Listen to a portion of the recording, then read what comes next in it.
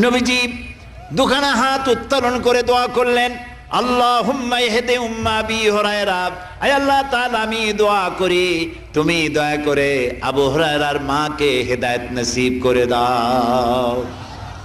রাসূলুল্লাহ দোয়া করলেন আল্লাহ ওর মায়ের হেদায়েত করে দাও। হযরত আবু হুরায়রা রাসূলের মুখে দোয়া শুনে দিয়েছেন দৌড়। পিছন থেকে সাহাবীরা মনে করলেন আবু হুরায়রা দৌড়ায় কেন, জামা টেনে ধরছে পিছন থেকে। জিজ্ঞেস করলে আবু হুরায়রা দৌড়চ্ছ কেন, কোনো বিপদ হয়েছে নাকি? কয় না, কোনো বিপদ হয় নাই, আমাকে ছেড়ে দাও। কেন, কি হয়েছে?